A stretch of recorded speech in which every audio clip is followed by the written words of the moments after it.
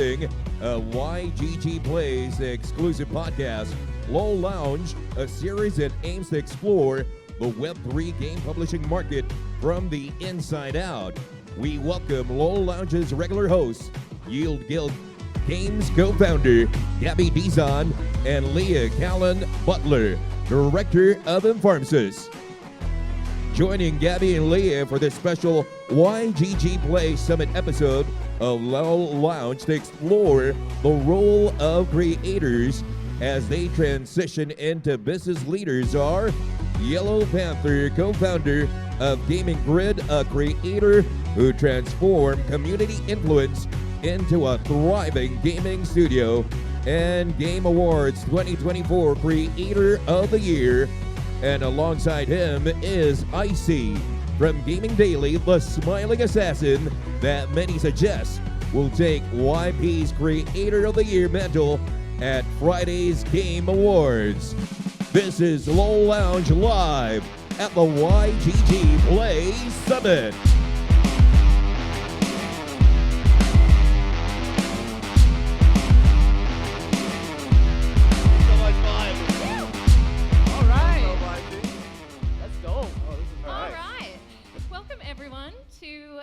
Episode 6. This is the final episode in season 1 of LOL Lounge, which is a podcast by YGG Play, which is all about business building in Web3 gaming. And I am your host, Leah Callon-Butler, and I'm joined once again by the one and only Gabby Dizon, Hello. YGG. Gabby! Love you all. And today is a really, really special episode of LOL Lounge because we're here on set at YGG Play Summit, the 4th annual YGG Play Summit. Gabby, how you feeling? Are you pumped? It's great. Just seeing everyone who's decided to be here this week. I am very grateful for all of you, so thank you for being here. And today we have very special guest speakers. Icy. I see. And Yellowpanther. Guys, welcome back to Manila. You go to a lot of events, right? I wanted to ask you, what are you most excited about this week at YGG Play Summit? Or, what do you get in Manila that you just can't get anywhere else? Yeah, it's such an honor to be back here. First of all, thank you guys for allowing us to kick this off. This is amazing, Gabby. We did the pub crawl last night. That was so cool. And I'm excited to be here for the first day of YGG Play Summit. For me, it's just the energy. It's unlike anywhere else in the world. We went to the Welcome Fair last night, and so many people were just so excited to be there. And everyone's here for gaming and YGG and the community. So really just excited to be back this year. Last year was our first year. Yep. And it was nervous. I didn't know what to do. Everyone was telling me to eat balut. Oh, yeah, did you? I did not, but well, you'll have to this time. I did commit to doing it this time. So I'm looking forward to that. We got that right. That's recorded. He's eating balut this time. How about you, YP? Yeah, before we start, I actually have to do something first. Bear with me, okay? Okay. What is up, Manila? Yeah, YP's back, we back. Just always bringing the energy. So I travel all over the world because of gaming. Very grateful for that. Because of crypto gaming specifically. What is different is all the other conferences is about, profits. It's about getting connection. It's about getting a lot of other stuff. But when I come to Manila, it's just about pure gaming. The energy is very pure. So when we come here, we really just want to have fun. And I'm very glad that we actually have the YPS because it's actually a fresh air to the market right now. It's a very good way to unplug. Yeah. That is so heartfelt. Well, it's true. This is the biggest player-focused Web3 gaming event in the world, and I think you really feel that when you get here and see the real players really playing the games. It's a different vibe, isn't it? So before we dive in today, I just thought it would be good to give you guys a chance to introduce yourself and your platform, how people can find and follow you in case they've been living under a rock and haven't heard of you before. So Icy, do you want to go first? Sure, yeah. Icy Gaming. I'm a gaming content creator for the past 3.5 years. I have poured my life into crypto gaming and this industry, and I run a news media outlet called GamingDaily, We make a daily gaming news video where we talk about the top headlines, the launches, and the competitions, and the money raises, and unfortunately, the bad news as well. But if you want to stay up to date on what's happening, that's what we try to do. Yeah, what's up, guys? I'm Yellowpanther, namely YP. I am a content creator full-time for more than 4 years now. I used to be an Axie Top 100 player, and also, venture out into many different other games, crypto gaming. But also recently become an angel investor as well as an advisor for many top projects like Virtual Protocol, Carve, actually YGG as well, and many others. And also doing a lot of different initiatives in the AI space with Agent YP, and also, I don't know, I just have so many things going on, but I just want to do cool things with cool people for a very, very long time. Gabby, do you want to round us out just in case people haven't had a chance to meet you either? Just in Okay. case.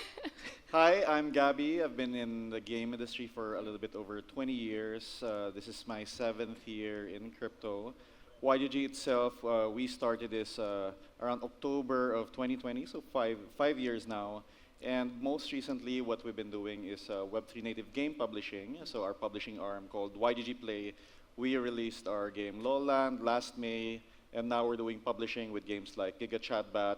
And we most recently released the YGG Play Launchpad, which is a game discovery, questing, and token launchpad. Yeah. Thanks, guys. All right, so today our topic is about how to build a great business as a content creator. So I think this is a really important topic to unpack because, obviously we see on the outside the amazing content that you create. We see the production quality that goes into it, the script writing, the research, the choreography. But what we don't get to see, is what's actually happening behind the scenes in terms of how difficult it is to actually establish robust revenue streams, how you diversify your business, all those things that actually make a real business. Because you can have the best content in the world, but if you're not actually making money, then that's going to be really difficult to sustain your passion. So you guys are some of the most successful, most adored content creators in Web3 gaming, and you do have a very strong business, both of you now, but I'm sure it wasn't like that in the early days. So I was thinking, just to kick us off, maybe you could take us all the way back to the beginning. I'd love to know what it was like in those early days, how difficult it was for you, how you got your first footing in the industry, and also maybe what you were doing before. I actually don't know what you guys were doing before Web3 gaming. YP, do you want to go first? Okay, yeah, sure. A lot of questions, first of all. But let's go way back, okay? So, hey, YP, can you do this piece of content in exchange for a whitelist? Whitelist, okay. I mean, back then, whitelist could be profitable, but hey, we're not in 2023 or 2024 anymore. What year are we talking? What was Oh, that? we're talking about maybe 2022. Okay. And You're doing Axie in 21, right? yeah, I was doing Axie in 21. That was doing amazing. I was just organically sharing my builds, my content on how I'm climbing up the ladders and how I'm facing like big names like Elijah, 1437 and stuff like that. And then it got a lot of traction by accident. What compelled you to do that in the first place? Yeah, initially I was like, nah, I don't need X. Okay, so for those of you who are students in the very young kids who are like in the audience, definitely you guys have to start using X because the smartest people in the world, the tech founders, are all on X. They are not on Facebook. You won't see them on Facebook typing, good morning, this is blah, blah, blah. But they will share everything on X. It's very like, that's just side quest. But back to here is like, yeah. So I was playing Axie and like I just got a lot of traction. And also because Axie was the biggest game back then in 2021. And a lot of the NFT boom, the whitelist became very valuable because back then if you get a whitelist, you may get to sell those NFT for 1 ETH. And back then 1 ETH was like 2.7, 3K. Yeah, so it's like very profitable. Yeah, those were the days. But after that, 2022 was a very deep bear. Everything came crashing down after the Yuga Labs other deep land sale. That one was the biggest extraction event of all time. I remember that. And since then, It just down Downhill only. from there. Yeah. Like, you thought this was rock bottom, but no, it kept going down. The dip and kept dipping. it kept going down. Like, it was tough. And then 2023, like, things started to slightly become better because of a few initiatives, a few orgs that I want to mention. I would say Wolves and Own back then was Yeah. a big part, and a few others. And yeah, we can talk about that later. But Yeah, I want to come back to the bear market. I think that's a really important topic. But it sounds like you were compelled to create this content because you were passionate about it. Yeah. You didn't really sort of go at it thinking, I'm going to make heaps of money out Yeah, of this. no. You just wanted to share what you were learning with Yeah. the community. And from that, it sounds like you built an audience organically. Yeah, you build a personal brand. Back then, I don't even know what is a personal brand. Back then, there was no YP logo, there was no GamingGrid logo. I was like, we were just like figuring things out. And that was the fun part, actually. Yeah. Yeah. The bear is like the best time to build. So for me, I found crypto in 2017. I read the Bitcoin white paper and it really resonated with a lot of my values and where I saw like the future of the internet and global economies moving. So I just fell in love. And I kind of came back into crypto for like the DeFi wave of 2020, 2021. And it was towards the end of the cycle where I found crypto gaming. And up until that point, I didn't do much with NFTs because it didn't really, I liked the art side of it, but I didn't know how they were going to be used. And then I found this project called Ice Poker, which is actually where the icy name comes from. And it merged like everything that I was loving at the time, which was crypto. I was like a big poker player at the time.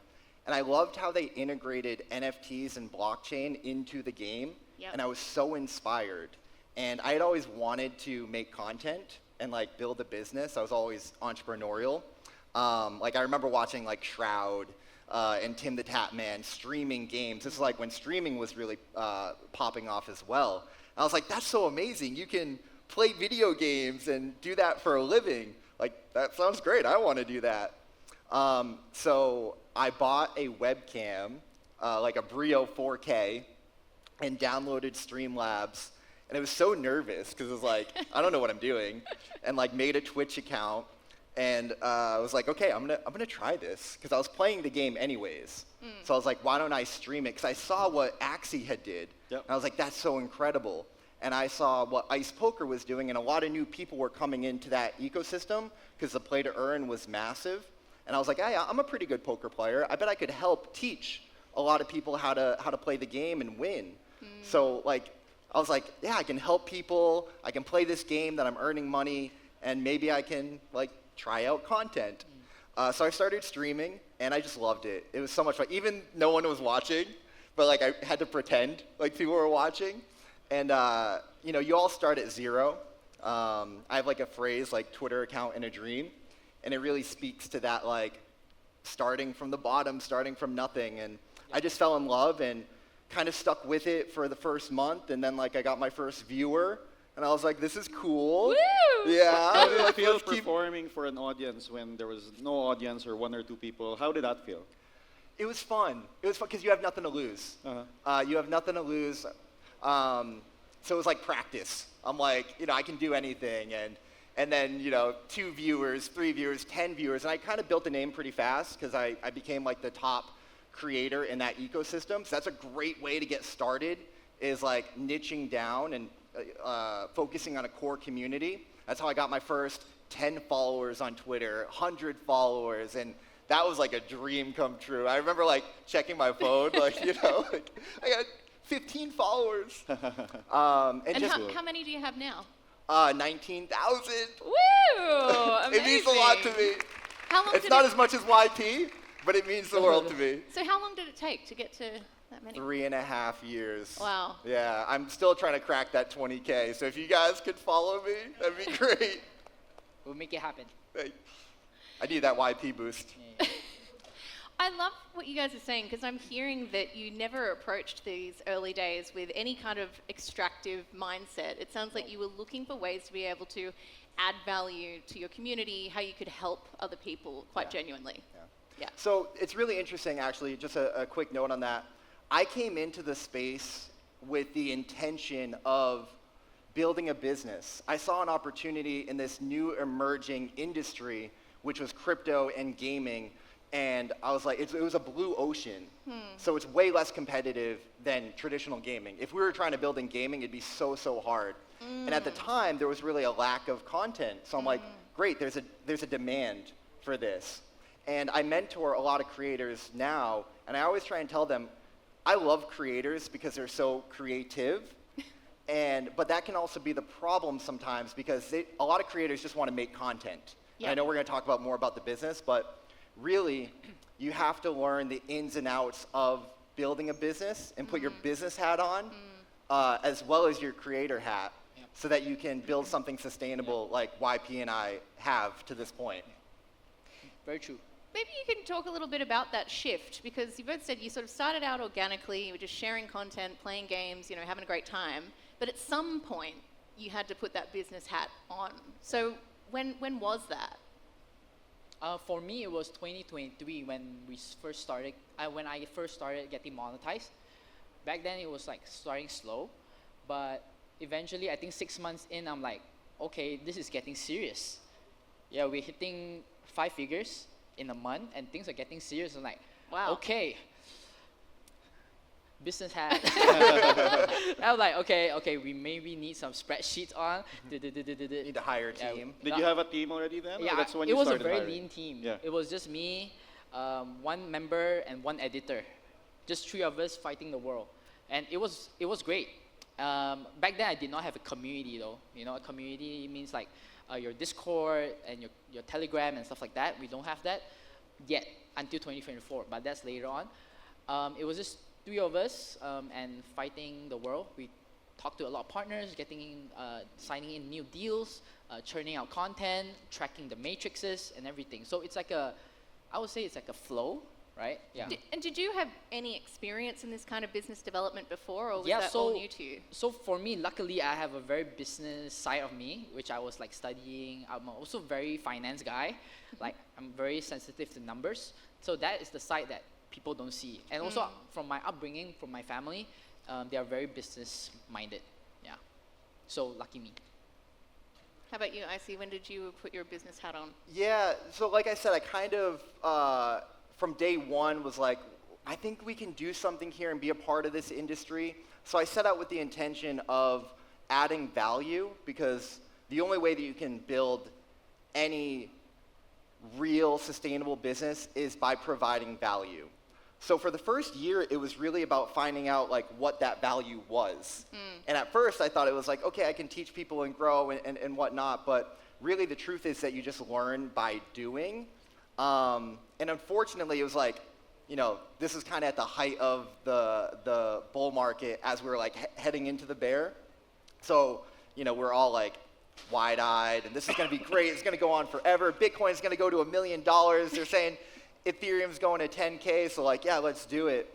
And then pretty quickly, so I'd done that for the year. This is 2022. And then we like had this idea for this award show, and I hosted like the first crypto gaming award show in person in Miami. It was like 150 people. It was amazing. That was January 2023, which means FTX collapsed in like December, right before. Oh my God. So like, we were, building for this bull market, and then the bear just slapped us in the face. But it was actually like a blessing in disguise, like YP was saying, because then you really had to, it really showed who was here for the right reasons. And that's So when I found the like wolves. a natural filter. Yeah.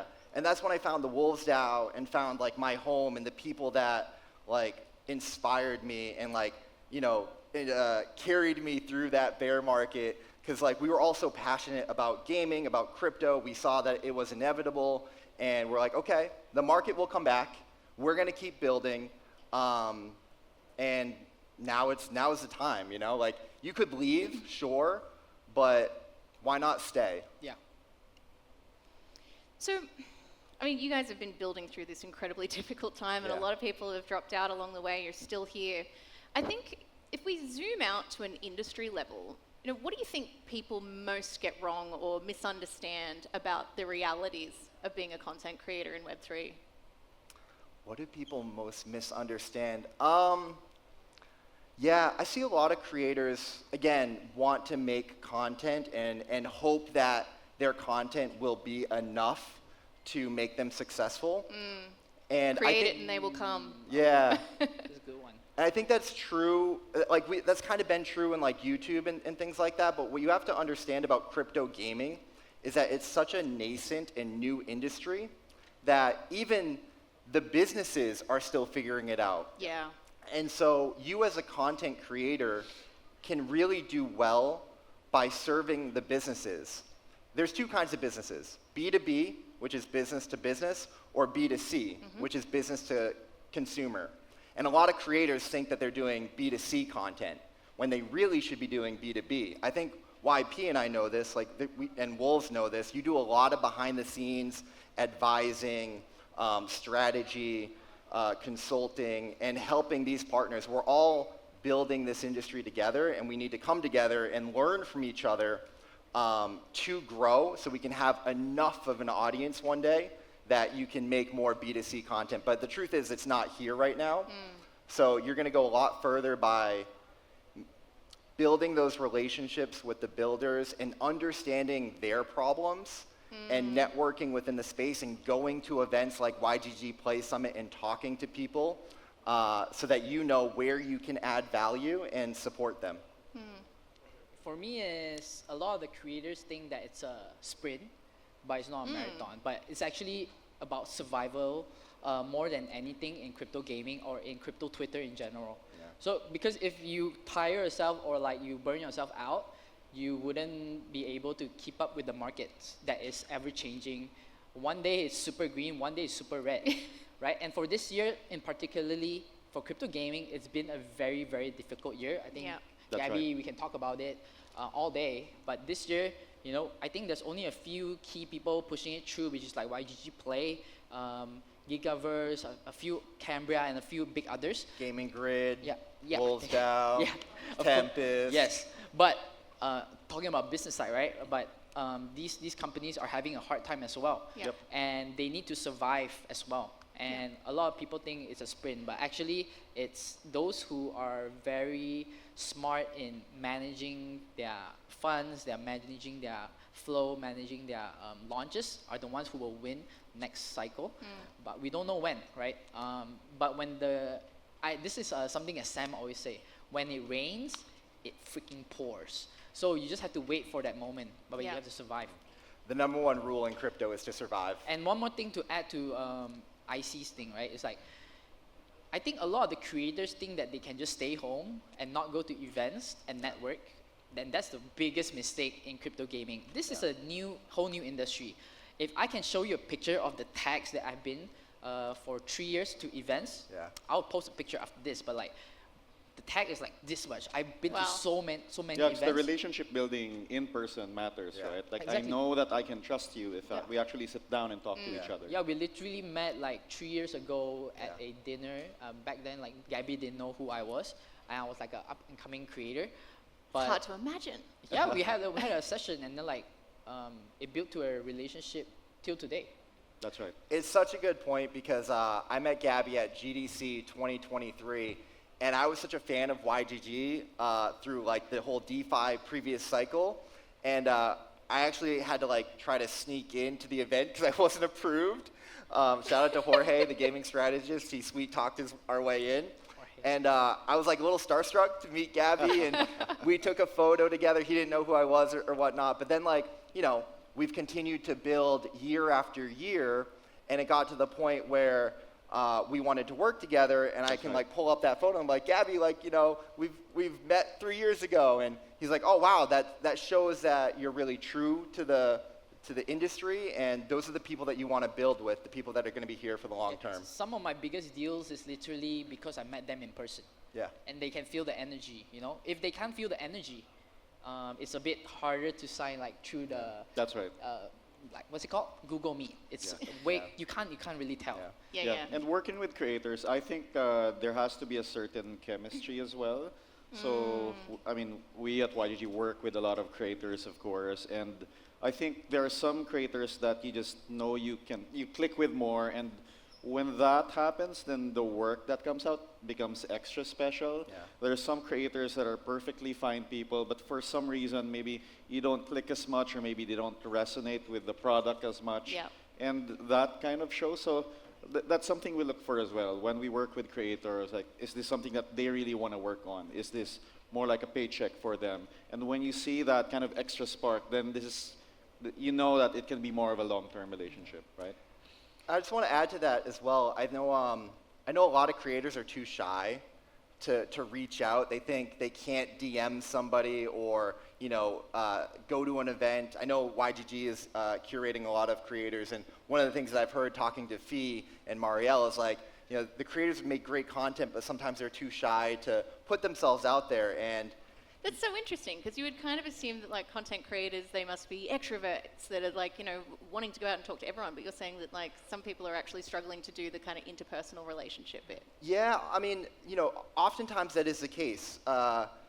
We live in a global world, so people can, kind of stay behind their PFP. Hide behind the screen, It's nice. It's easy to turn the camera on and like talk to your, you're in your room and whatnot. But going up to a conference saying like, "Hi, Gabby, I'm Icy," it's a bit nerve-wracking. But the reason why P and I have been able to grow is because we've embraced that uncomfortability, that fear, and put ourselves out there. And No, I'm very probably. comfortable. Okay, just me then, just me. Just joking. But you embrace that, and you shoot your shot. You got to shoot your shot and take that chance, and you're gonna make mistakes. You're gonna look silly. You're gonna fail, but Hey, good thing. It's like, your only cringe. Wait, I forgot that thing. Do you know what I'm saying? you're only cringe if you don't try. No, there's one more. Like something like, you're cringe until you're successful, or something like that. Yeah, I like that. That makes No, sense. you're cringe until you actually get views. Then all of a sudden you're not cringe. Yeah. You have to go through that cringe phase. You gotta Yeah. go through that phase. Like, if I watch my videos back then, Yeah, because I just know you mentioned like getting on the Google Meets, and I know a lot of creators probably don't think that they could, message YP and say, hey, I'd love to hop on a call, because that's nerve-wracking. You're like, I'm a fan of YP. I see him on the timeline. Like, what would it be like to hop on a call with him? And people don't do that, but you have to. I've reached out to so many gaming founders, so many projects, and hopped on that Google call, and then you build that relationship, and you just keep building. Yeah. So I want to talk a little bit more about this, because you've both mentioned how pivotal it was for you when you met Gabby, and how you started when you started working with YGG. Both of you are working with YGG Play, so we will have a lot of aspiring content creators watching. Maybe you can share a little bit about what you actually do with YGG Play. Like you've got this partnership. Like, break it down for me. What do you actually do together? Yeah, so on the surface, my partnership with YGG is very straightforward. They are an official title sponsor of my GamingDaily news show. So we will do an ad read at the end of our videos, where we will talk about the latest YGG news, the launch of Lowland, the launch of YGG Play. We covered a lot of Gap Season 10 and the questing and whatnot. That's kind of like the contract stuff, but really the way that I feel and the way that it works is that we are long-term partners and aligned through really an ambassadorship. So I know that... What does that mean? Yeah. Like long-term partnership, I guess, compared to a short-term partnership. Like, Yeah, so for me, it just means that I've watched YGG build in the space for years. Like I said, I came to YGG Play Summit last year, and it was such an honor to visit the home of Web3 gaming and to be included and to support them. And now to be here and be on stage a year later and to have all of their support, it just means that I'm going to support them, they're going to support me, because we are aligned in our vision of working hard and pushing Web3 gaming forward. And we're going to navigate the space together, and we're going to figure it out and have a lot of fun along the way. Right. How about you, YP? What does your partnership look like? Initially, it was for just Lowland, where we make content for them, basically content coverage on what's coming, what's happening, and basically... Yeah, you were streaming on Abstract as well. streaming on Abstract. Abstract, wake up, please. Dev, do something. But honestly, I've been supporting YGG and Gabby for the longest time. Even like last year, a lot of the school trips. That's What's it right. called? School trips. Yeah. Yeah, it's called the YG school trips. I come down to Manila to meet the community members. I think our relationship is a bit more special than just content, right? It's like more like I don't know. He feels like a big brother to me. Also, like along the way, I just like the support, whatever. And up till recently, it's much more solidified with deliverables because of the Lawland and the YGG Play Launchpad launch. Yep. Right. Even like Gabby and team Mario, like work with them closely. They fly me out to Korea to do the big alpha coverage on the leak of the YGG Launchpad. And I think this will go forever because like as long as YGG Play and YGG is building, there'll be a lot of new projects gonna be on the Launchpad, and this will ultimately become the core, if not one of the more important gaming launchpad in crypto gaming or in crypto as a whole. And yeah, I think the potential of them growing is very big. That's why like it's gonna be. That's why there's always something for me to talk about. Yeah, there's a constant update. Yeah. I mean, they even named the conference after him. You know? YP Summit. No. I just want to piggyback on that because it's such a great working relationship because I just know that they believe in me and I believe in them and we support each other endlessly. And it's so fluid and organic and working with Marielle and so many of the YGG team, it's been great being here and meeting them. It's very empowering as a creator to not have to worry that, you know, like, are they happy with what I'm doing? Like, am I doing a good job? And it's like, no, like, they're so supportive. They back you 100%. And it gives me the confidence to go do what I feel is, you know, the best thing. Yeah. And then that makes me want to come here and be here for the community, meet people, go to the pub crawl, and just experience everything that they're doing and be a part of it. Yeah. So it sounds like the two arrangements are quite different, though, and probably tailored to you, your type of platform, your audience. So, Gabby, how does YGG Play manage that? Like, is it fair to say that you're coming up with a tailored partnership for everyone that you work with? Yeah, good question. So one thing I want to point out is that the biggest difference between working with creators this year versus last year is that we launched YGG Play, Lowland, and the other games. So prior to that, the main product we had was questing, and it was all other people's games, right? So we were a lot more limited on what we could do to basically work with creators. Like if we paid for a creator to work on someone else's game, then that game had to be paying us. And like, why would that game not just go directly to the creators themselves, right? And this year, because we have our own game, we have our own publishing, then we have products that we can work with creators directly. And I think that's been a much greater relationship with creators. We're like, we pioneered what we call casual degen space. So we had to explain to people what it was like how it was different from different types of games. And I think just from talking to a lot of people, you can see like where it clicks, like people believe in the concept, want to help promote it.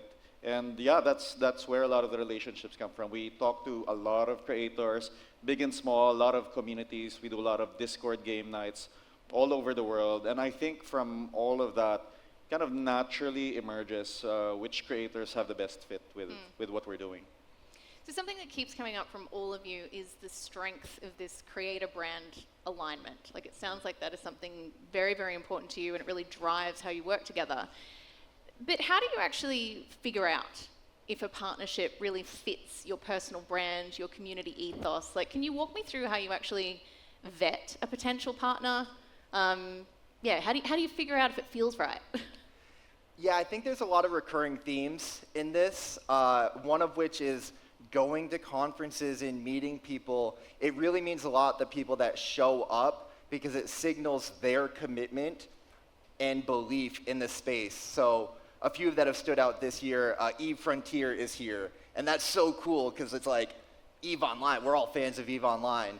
And to see the team here, you're like, yes, like they understand the culture. They are here for the right reasons. OpenSea has always shown up and been supportive. They believe in the space. I was talking to Theodore from Off the Grid last night, and it's so great to have him here. And we're lucky to have him because his daughter's birthday is on November 21st, which is the Game Awards. Yeah. And she's here. Yeah, and he's like, I'm never missing my daughter's birthday, which massive respect. I absolutely love that. But fortunately, he was in Asia traveling with his family, so he's able to make it. And also, the YGG Play Summit is such a family affair. Like, literally everyone brings their kids, so it's a perfect place to be able to bring her along. Yeah. So those are one of the things that really stands out and gives you that confidence, because if people are willing to travel and show up, then you know that they're going to be here for the long time and do it for the right reasons and continue to work with you. The teams that don't, it is really hard. It's hard because, you know, we get a lot of inbound, and you hop on a call and you have to try to feel the energy and see what they're doing and see if you know, you believe in their vision and if they have enough funding and if they have the team to deliver on what they're going to do. A lot of people are really great people. I hop on calls and I'm like, you guys are awesome. Like, I love what you're doing. But it gets tricky because, well, are you going to be here a year or two from now? And fortunately, I think one of the things is checking in with your peers. So I'll ask YP, or I'll hit up Sam and Peyton from the Wolves DAO and say, hey guys, like, you know, what's Galaxia up to? Like, oh, they're doing all these amazing things. You guys are going to work with them? That's amazing. That instills some confidence into me. And I'm like, yeah, like, I loved what they were doing. It sounds really exciting and awesome. And you guys felt the same. Cool. Like, let's rally and support and work with them. Have you said no to potential big checks before just because the vibes felt off? Oh, I say no all the time, yeah. It's really... He's hard to get. No. I mean, the only way that you're going to last a long time is working with the people who are here for the right reasons. And so you want to... I see a lot of creators make the mistake of taking deals that they probably shouldn't take, that kind of lowers their credibility just because, and I understand sometimes, you know, people need that money and it's really important, and no judgment. I want everyone to win, but I think one of the reasons I've been able to grow and be successful is that I'm really selective over who I work with and partner with, because it is a treacherous It's a great thing. industry. Yeah. Or space, not industry, but space, because sometimes you don't know. Yeah. For me, it's like much more experience-based, and I know I have I developed a killer instinct on this game might work, might have a chance. I wouldn't say they have a chance because, you know, crypto is super volatile, but I have developed a killer instinct based on my past 4 years of experience. So if I feel like something's not right, I'll just say, even you're the biggest company in the world, like even if you're Nexon, I will say, hey, maybe you should try this, you know. I'll just tell them like straight up. But other than that, I feel like if I don't really like or enjoy the game, then it doesn't make sense for me to promote the game if I don't enjoy it. So for me, it's much more strategy, much more MMORPG, much more action-based game. So yeah. Awesome. All right, we're down to our last 5 minutes. Look, I guess a little bit of a more straightforward question to round us out. I think, you know, obviously you've got great content, you've got these great partnerships, but possibly one thing that we could pinpoint that has made you so successful is your professionalism. And I would say a lot of KOLs do have a bad rap for actually being unprofessional. Perhaps they don't have good enough communication, they're not measuring success metrics, things like that. What advice, or actually firstly, what do you see other creators getting wrong that you wish that they would work on? And I guess, you know, what advice would you have for someone starting out, how they should be thinking about building their level of professionalism? I feel like this one is a bit on yourself kind of thing, because if you don't... On me? No. Janet, he's tough. It's more like, if you don't treat yourself seriously, who will? Kind of thing. And also like, if you're not hard on yourself, no one will, right? So it's actually up to everyone's mindset, because everyone's mindset is different, everyone's pattern is different. You can't judge based on their pattern. Okay, they may be late for one meeting, but they're really, really good at something else. Then you have to like maybe give and take. You can't judge them based on one thing, which is like missing a meeting or something like that. Then you automatically judge them for, you know, because even creators make mistakes. Yeah. And you know, as long as they own up to it and make it back to you, then you can still trust them, you know. But other than that, I think it's really how much you want it, like how badly you want it. I see. Like, what does professionalism look like for you in terms of dealing with your partners? Yeah, I think it's caring. I think it's caring for the people that you're working with and understanding that they want to work with you and they want to see you succeed, and you want to make them successful. So having that level of professionalism is kind of table stakes, and we have a standard with my team of delivering like 5-star hospitality.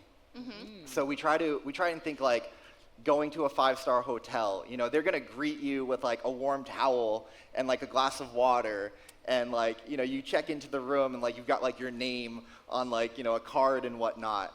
And that's how we want our partners to feel when they work with us. That's such a good way of putting it. I love that. I like Yeah, that. so you always want to be over-delivering. Yeah. That's the biggest thing. You want to maybe under-promise and over-deliver. And a lot of creators are so, especially when you're starting out, you're so like hungry for an opportunity that you over-promise and take on too much and bite off more than you can chew. And that's just like, you're just going to be spinning your wheels. So Backfire. You'll backfire. Yeah, so we actually have a process in our business as well where we like under-promise in the contract and the deliverables and plan to over-deliver. And we have these things that we know that we're going to do that can surprise and delight. So yeah, that's, you know, different things. You can like look into different ways to do that, but always be thinking about the person that you're working with and what they care about, what they're desiring, what their goals are with their launch or with this campaign, and doing your best to be there for them and over-deliver and just be a great partner. Gabby, you've worked with hundreds of creators over the years. You know, what are some of the common mistakes that you see, or what are your expectations of professionalism? The best creators, we just have one thing in common, and that's consistency. Consistency in showing up and delivering. We've worked with a lot of inconsistent creators. I think that's actually far too common. Some people would take a piece of work and then you'd have to chase them down for deliverables or never show the results. So the best creators, of course, both included here, they are consistent. Sam is very consistent. Dub is very consistent.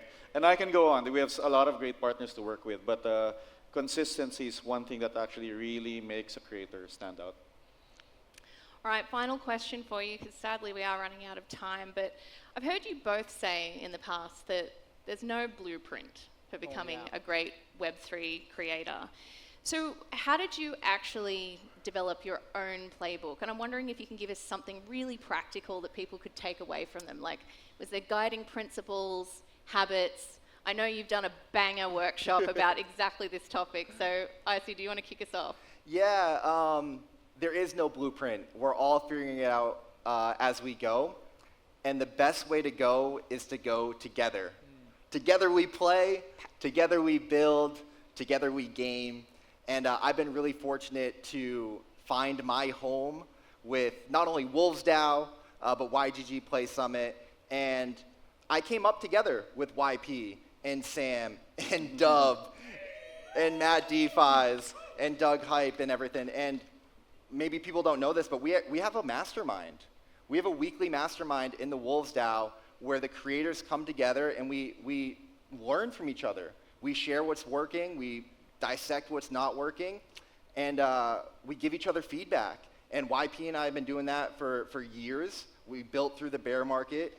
So you want to find your people and go all in on them. And that's the funnest thing, because then you get to grow together and be successful together. It's such an honor and a blessing to be here with Sam and Peyton and the Wolves and to be gaming and to be on stage with YP. It's a dream come true, and Pleasure's it ours. wouldn't have happened had I not found that group to be. Wait, what was the question? I was asking about, how you actually came up with your own playbook or right. blueprint for. There's no playbook, right? So like a lot of these things. How did you write yours though? Your I'm still playbook. cracking it. Oh, you're still Yeah. drafting. Okay. So like, I want to do more than just be within gaming. Yeah. Like, so I'm still cracking out the code outside of gaming, Web 2 content. How does my Web 2 content will bring value to my Web 3 branding, or how does my Web 3 branding will bring value to my Web 2 side of things? What makes sense? What doesn't make sense? Ask yourself all those questions. So as you go, then you just figure it out. What does a YP logo look like? Bam, that's the question I asked myself. What does a community look like for me? It was a newsletter like yours, like a news outlet, but it became one of the biggest gaming community worldwide. So ask yourself questions and then find the answer. It's a very fun journey, because if you don't ask yourself questions, you'll be like always on the spot. Okay, I'll just go back to my daily routine. I would highly suggest and recommend the students and like the young people out there to always challenge yourself to be outside of your comfort zone, because it's just as simple as it is. And Gabby, for anyone who is writing their own Web3 creator playbook and they'd like to write YGG into that playbook, is there any advice you could give them in terms of how they might get on your radar? Well, of course, for YGG, even when we started day one to now, I think a big part of that is making sure that our community is part of the journey. That's been kind of true no matter what product that we have. For what we're doing now, which is Web3 game publishing, the platform and Launchpad, we're trying to look for something that is scalable and repeatable, and we want something that could weather any market condition. Obviously, that part is the hardest, because as you can see, like it's hard to outrun a bad market. But those are the things that we think about when we think about what kind of product decisions to make, and then weave that into the community that we have, the creators that we work with, and then kind of fuse it all together into the brand. Guys, sadly, that's all we have time for, but I just wanted to say thank you so much for all the practical tips and insights.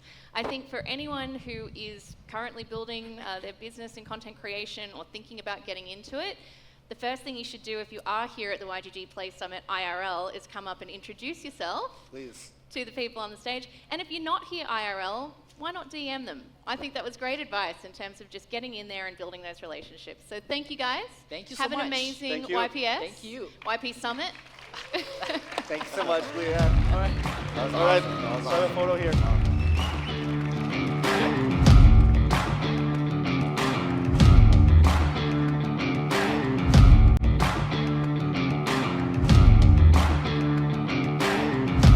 Give it up for LOL Lounge Live. What an incredible conversation between Gabby, Leah, Yellowpanther, and Icy. Since